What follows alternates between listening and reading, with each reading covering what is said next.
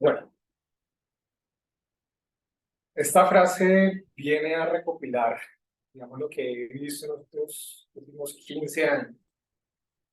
Es una invitación realmente a los creadores para que exploren, analicen, investiguen las enfermedades genéticas que hay dentro de cada raza. Y más que cerrar los ojos frente al tema genético, si no se maneja adecuadamente con la información que tenemos actualmente, que ya voy a hablar un poco de eso, va a haber un momento que eso va a tener unas repercusiones muy fuertes en la crianza de los ejemplares. Bueno, voy a comentarles sobre la parte genética.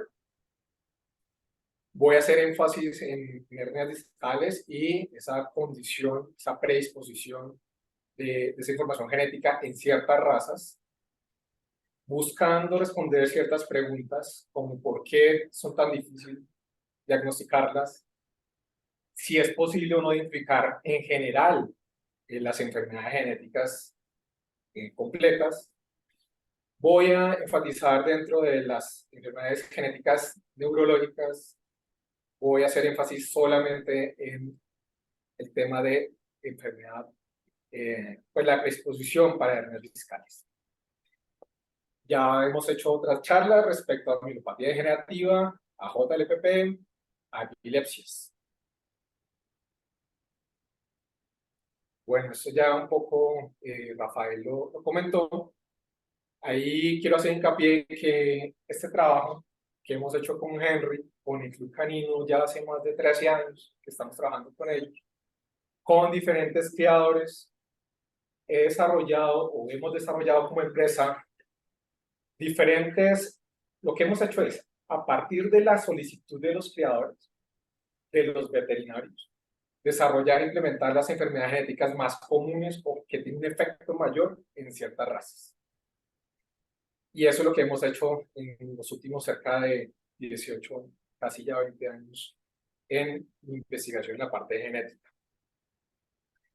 Un saludo especial a todas las personas que nos acompañan de diferentes países, en particular, digamos, la mitad está en Colombia, tenemos una buena cantidad de personas y creadores en México, en Perú, en Uruguay, en Bolivia, en Argentina, en Venezuela, en España, en Estados Unidos. Bienvenidos todos. Muy brevemente voy a hablar sobre las enfermedades genéticas, dar ese contexto para hablar ya de la predisposición a las hernias discales. Como ustedes conocen en general, o lo que quiero mencionar es, cualquier enfermedad de tipo genético tiene una base de información de ADN que se transmite a sus hijos.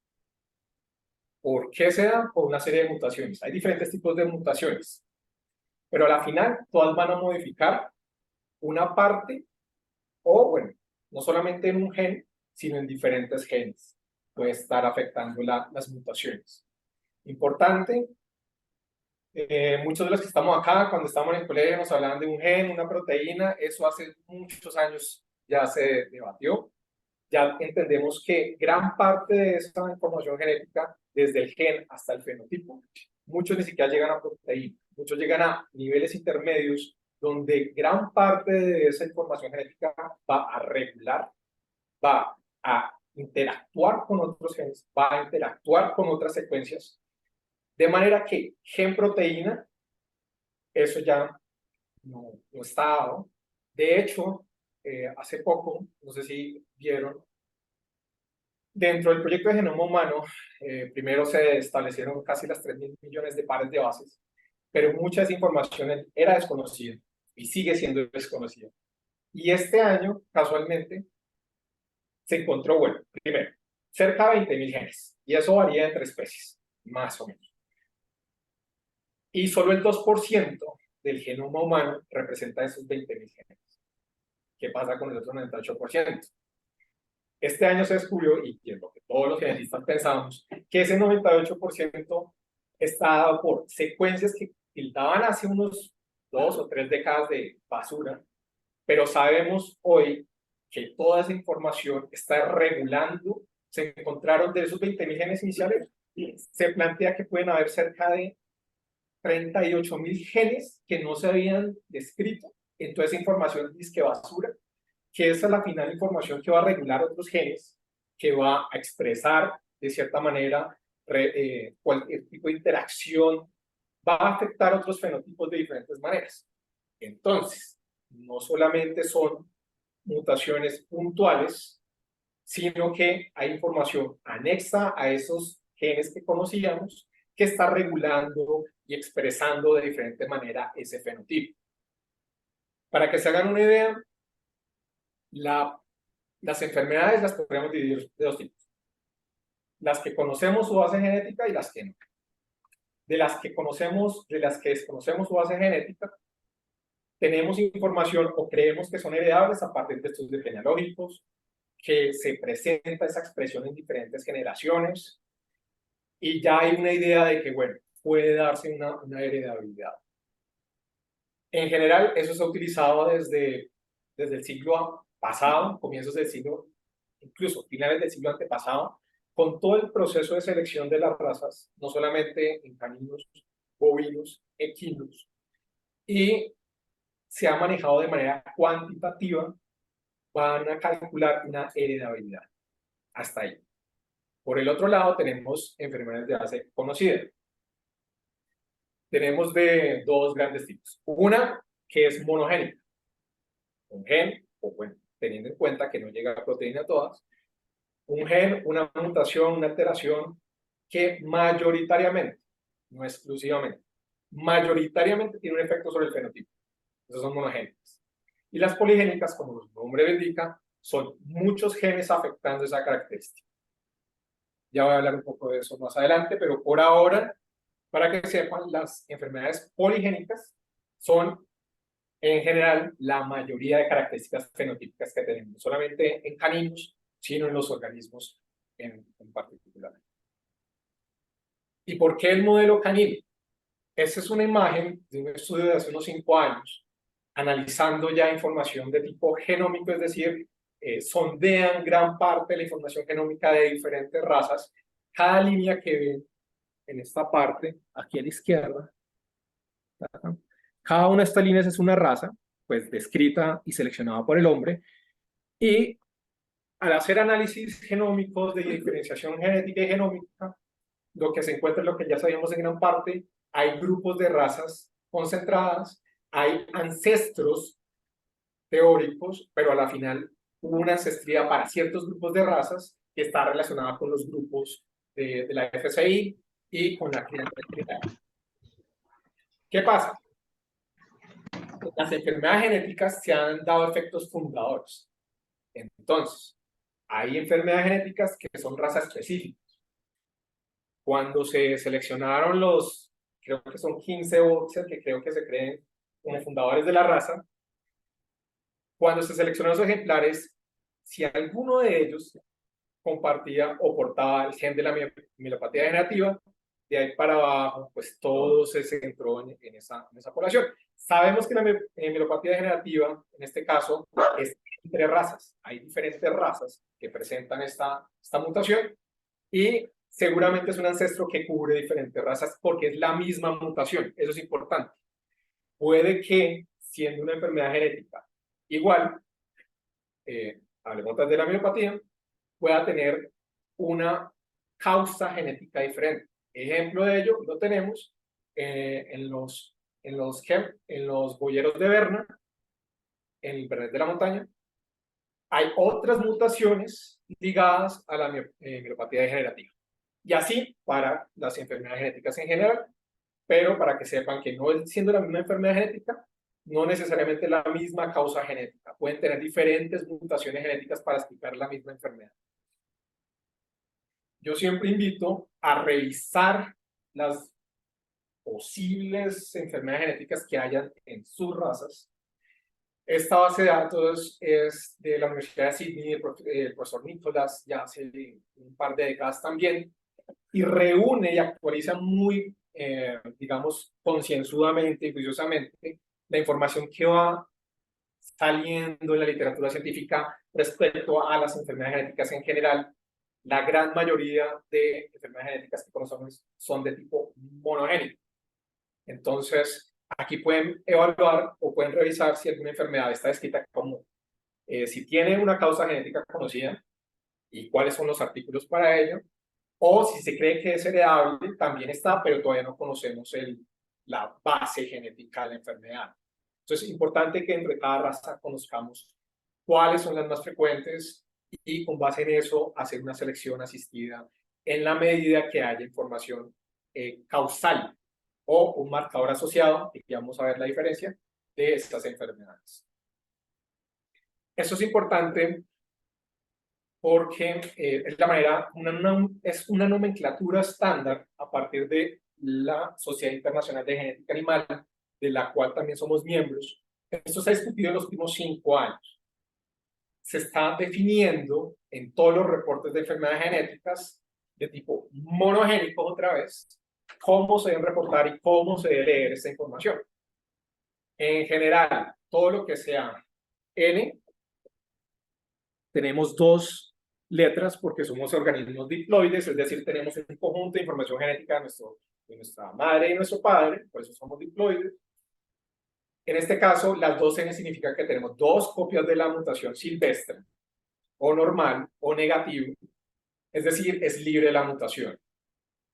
Cuando reportamos en los exámenes y los análisis genéticos la sigla del gen que estamos evaluando, estamos diciendo si es solo heterocigoto, es decir, portador, cuando solo ponemos una de las siglas, y la otra es el N, es decir, el alelo normal. Portador o heterocigoto. Cuando tenemos las 2 siglas en los reportes, estamos hablando de homocigosis, es decir, 2 copias de la mutación, independiente que sea dominante o recesiva. Y bueno, eso tiene un trasfondo, pero a la final, bueno, no voy a alargarme acá, ahorita voy a hablar un tema de la recesividad de los genes. En este punto es importante que tengan en cuenta eso. Así se está reportando en todo el mundo y bajo esa nomenclatura es que deben hacer esa lectura adecuada.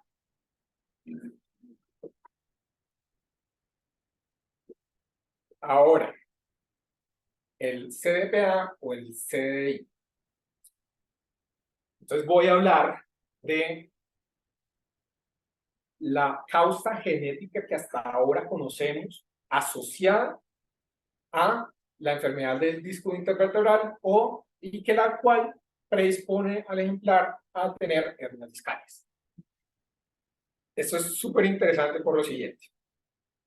En general, cualquier ejemplar que tenga acortamiento de las extremidades es causado por 2 retrogenes. ¿Qué es un retrogen? Pues un retrogen es un gen derivado de un gen original. En este caso, el gen original fue el FGF4. Es un factor de crecimiento de los fibroblastos que tiene un efecto directo en la anatomía, en el desarrollo anatómico de los ejemplares, y los retrogenes a la final son copias.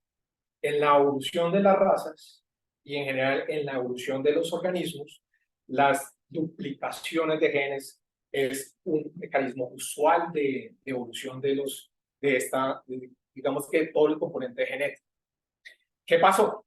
Cuando hablo de retrogenes es porque en algún momento, cuando está el proceso de mitosis y meiosis, se hace la lectura y la replicación de esa información genética de este gen, pasa a un RNA mensajero y por condiciones todavía desconocidas, ese RNA mensajero se inyectó literalmente en otra parte del genoma del perro. Y esa inyección se da por un retrogen, la información queda como alterada, queda literalmente reversa, pero tiene condiciones, tiene la información suficiente para afectar al gen original. Eso es uno, y hay 2.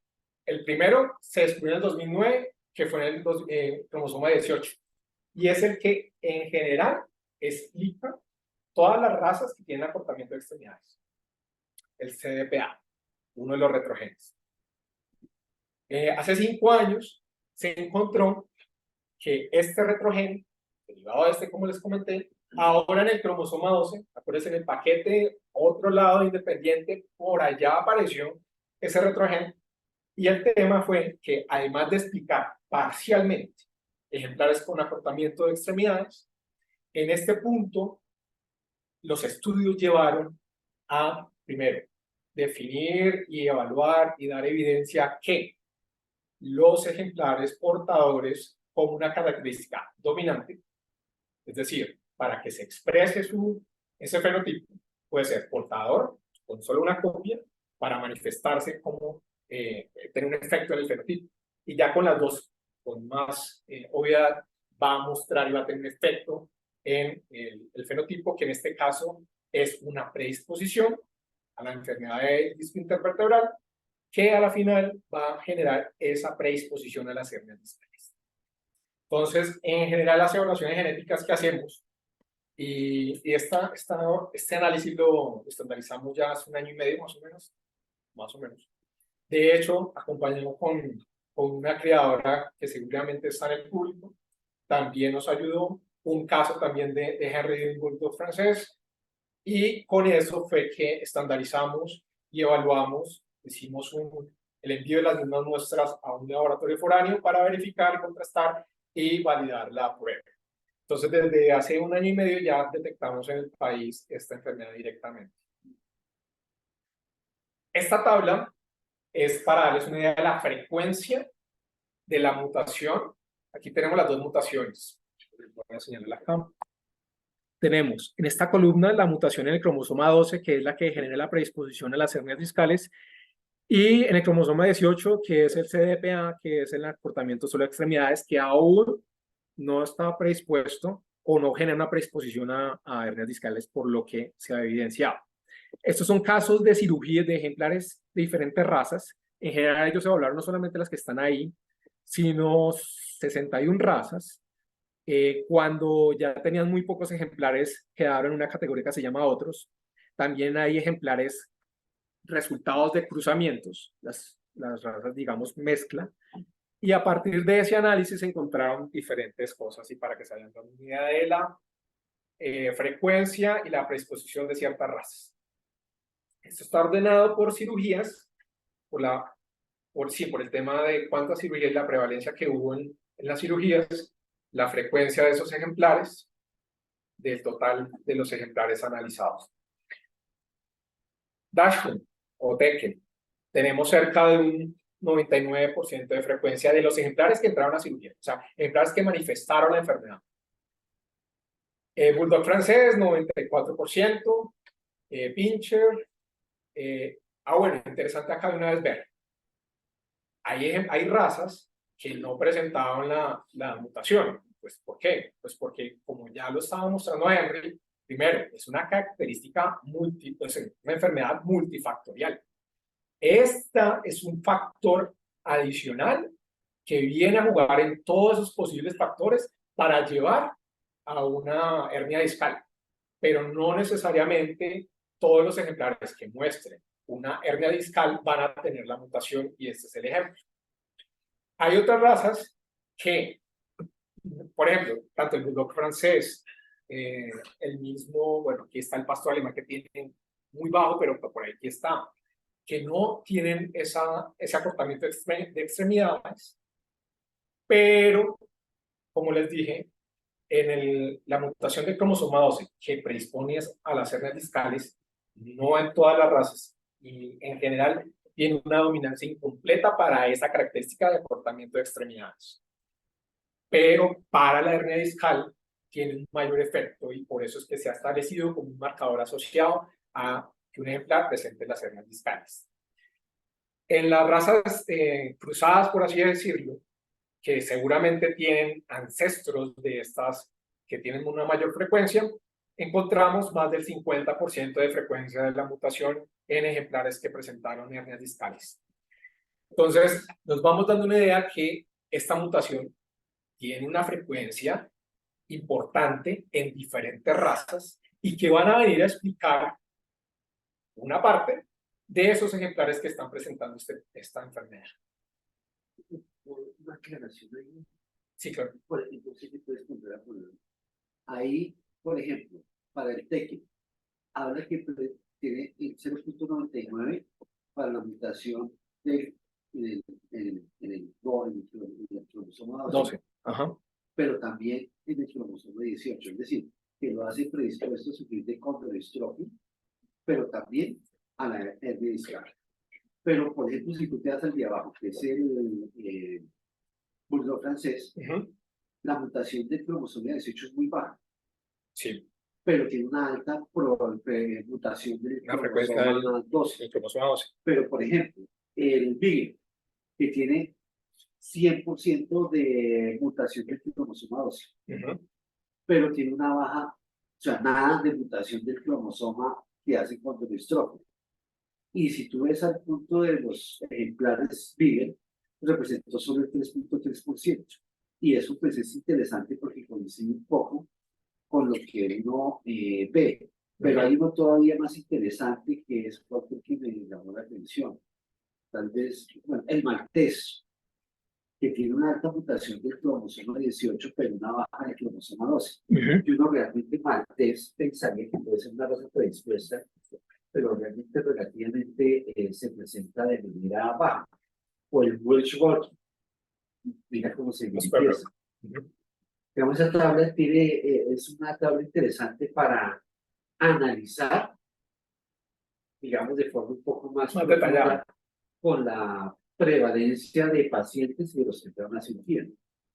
Sí, además para anotar, no lo expliqué, que en general esa mutación de cromosoma 18, como lo mencionaba antes, va a explicar ese acortamiento y ese fenotipo condrotrófico en las razas. Y aquí está el ejemplo de cómo esa mutación, tanto en los Tekel, como en los Basset Hound, como en los Corgi, está más del 98 o 99%, y eso está indicando que todos al menos son portadores o en homocigosis con la mutación, y pero por eso el fenotipo. El que sea condroestropioide no lo hace a que vaya a subir la enfermedad. Claro. Por ejemplo, mira el tema de los maltés. Claro, entonces, como son dos mutaciones e independientes, porque están en cromosomas separados, se sugiere siempre evaluar los dos retrogenes a la vez, para tener en cuenta eso. Claro que sí. Bueno, y bueno, vamos a ponerle un poco de complejidad al asunto. En Tekel, el mismo Ashwin, la frecuencia, como vimos, de ejemplares que tuvieron hernias discales y pasaron a cirugía eran más del 99%. Pero en general, este es un estudio de la Universidad de Davis, en donde ejemplares con y sin hernias discales, o sea, todos los Tekel que ellos evaluaban, el 97%, ¿sí?, presentaban al menos una o las dos copias de la mutación del cromosoma 12. Pero de ese 100, o sea, de ese 97%, solo entre un 25 y un 30% de esos ejemplares desarrollaron la enfermedad, por ende, la hernia discal.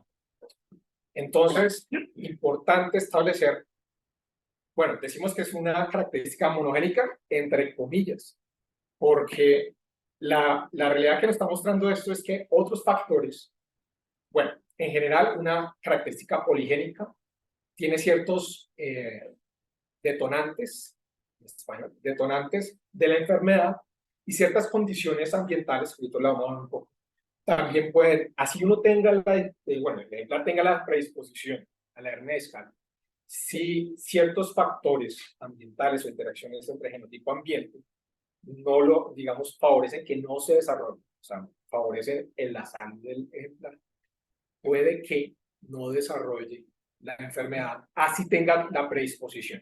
Como su nombre le indica, es una predisposición, no es una sentencia para que vaya a presentar la enfermedad. Claro que va a tener un efecto, porque ya vimos que hay un efecto, una asociación, pero se puede dar un manejo diferente y, como les digo, no es este 30% de ejemplares que desarrollan solamente la enfermedad en Dashwood, porque en otras razas esto ya no es 25%, puede ser mucho más.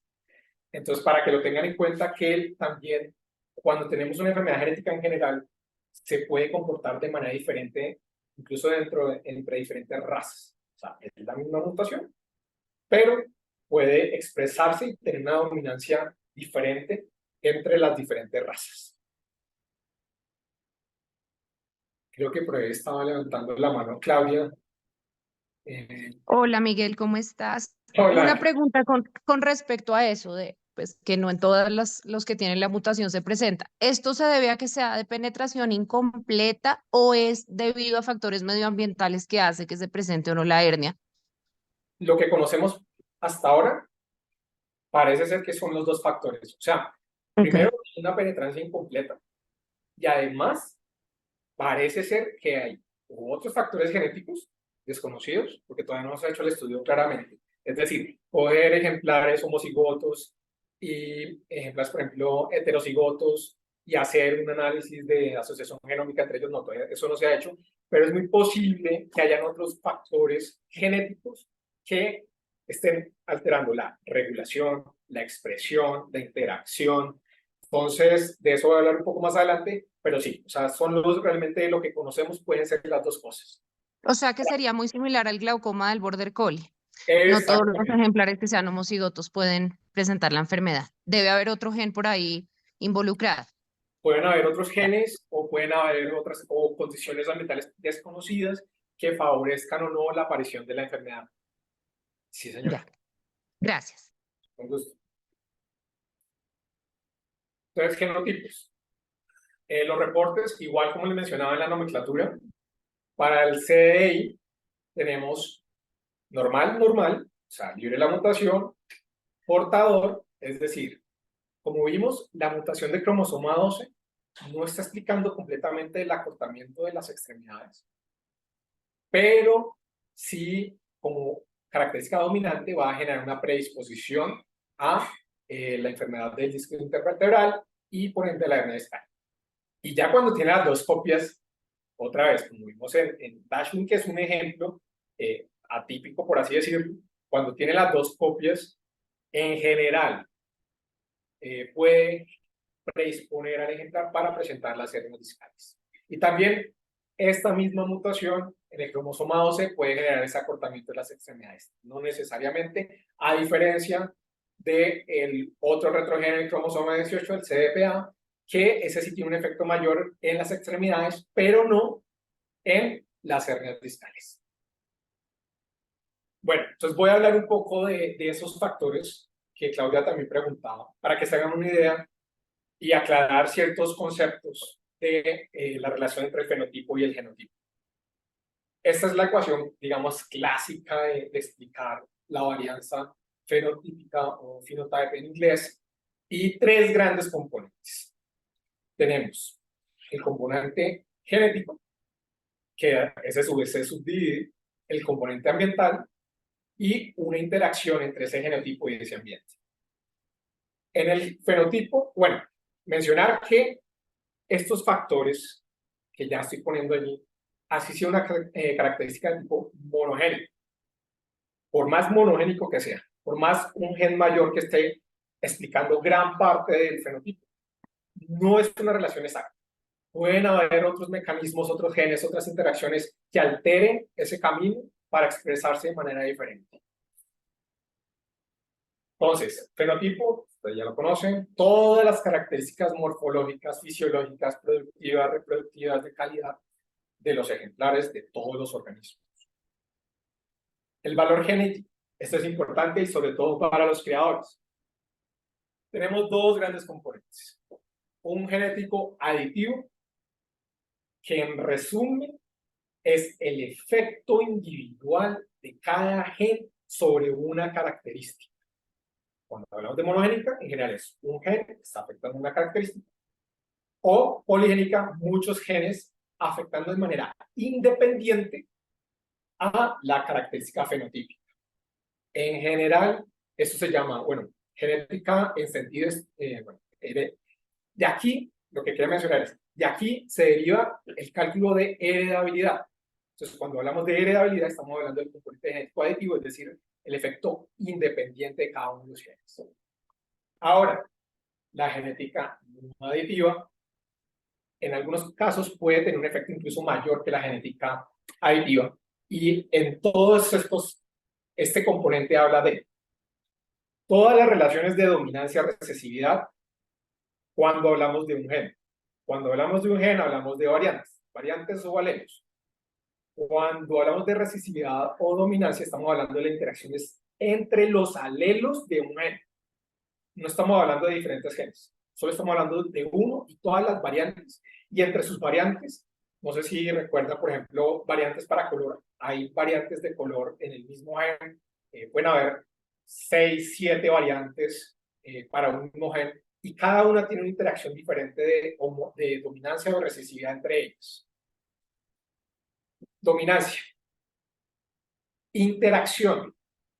Ahora, cuando hablamos de interacción, recuerden que en la aditiva es independiente y en la no aditiva es todas las posibles interacciones que hay entre genes, todas esas sinergias que se dan entre las proteínas, todas esas sinergias que se dan entre regulación, que aportan a ese fenotipo.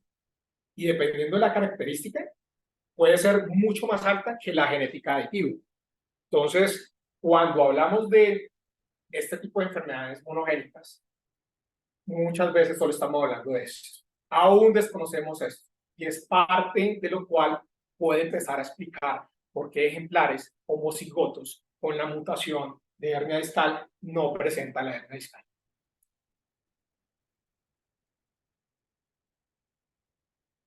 Claramente tenemos un efecto importante del ambiente. Todo lo que rodea al ejemplar, todo el componente externo, desde su alimentación, desde todas las enfermedades que ha padecido, los parásitos que ha tenido o que tiene, los virus, las bacterias, el componente no sé, de crianza, el cuidado que se le ha tenido, todo ese componente tiene un efecto importante, como ustedes saben, en el fenotipo. Entonces, otra vez, otro componente dentro de ese fenotipo. Y finalmente, esa interacción que muchas veces, digamos que uno intuye, y claro, este ambiente va a interactuar con este genotipo de diferentes maneras. Este, digamos, es el efecto independiente del genotipo y también un componente interactuando con ese ambiente. En este punto, es importante que tengan en cuenta que viene a sumar la parte no aditiva, y ese es todo el tema de regulación y expresión génica.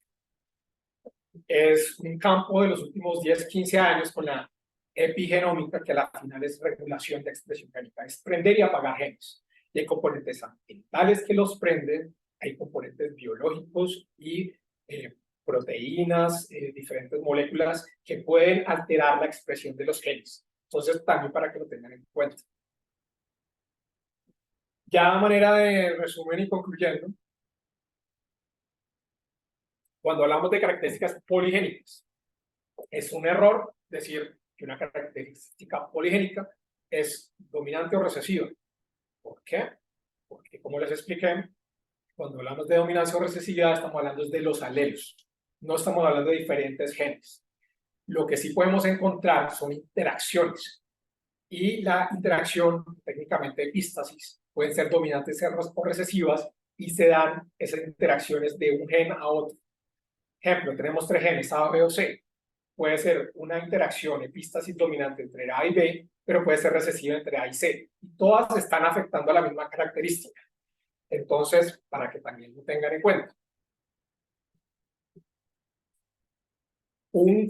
Digamos, una característica de las características, bueno, de los fenotipos poligénicos son que se distribuyen de manera normal. Es decir, esto es un conteo, esto es una talla, las tallas, digamos que fuera una talla de cualquier raza, y tenemos el número, de la altura, ¿sí? de esa talla.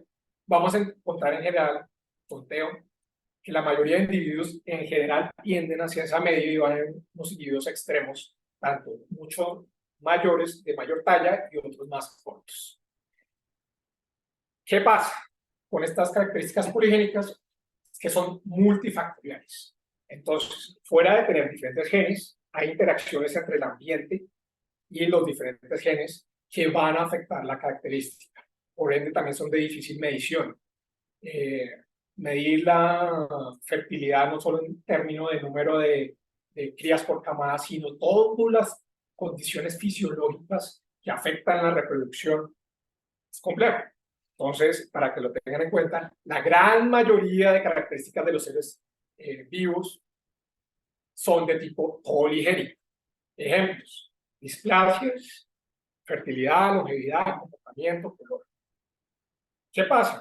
Que las heredabilidades en este tipo de características son más bajas. ¿Por qué? Porque a mayor número de genes, la heredabilidad baja. Es decir, entre menos genes aporten a esa característica, más heredabilidad va a tener, y en la medida que aumente ese número de genes, la heredabilidad, acuérdense, aditiva, independiente de cada efecto de cada gen, va disminuyendo esa heredabilidad.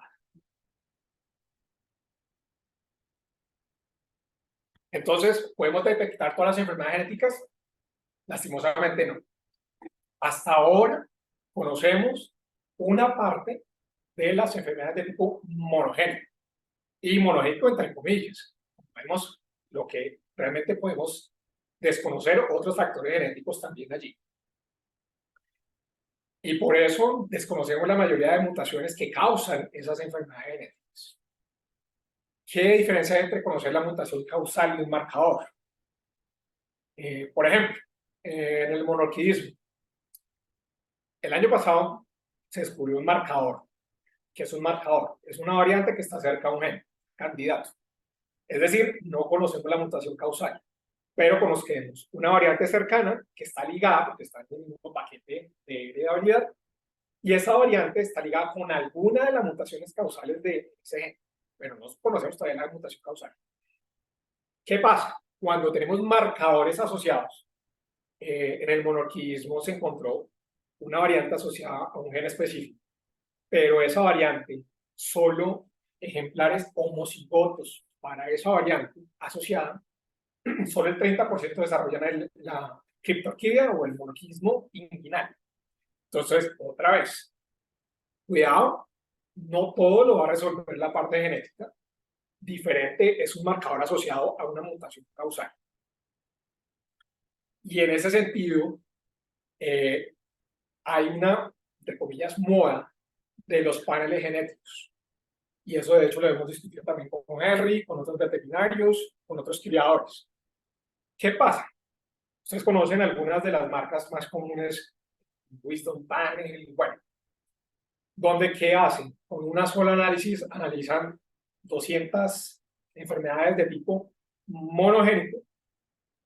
¿Y qué pasa? Por ejemplo, la mutación del criptorquitismo del marcador asociado, pues, no está en esos paneles, o sea, no está completamente actualizado y cada vez más necesita esa actualización. Pero lo importante ahí es saber si dentro de esos 200 enfermedades genéticas que reportan los paneles, todas, o sea, la mayoría son, o sea, todo lo que se conoce en esos paneles son monogénicas. ¿Qué pasa? Todas las poligénicas no están ahí. Entonces, no por hacerle un panel de multi-enfermedad es que ya es libre la enfermedad.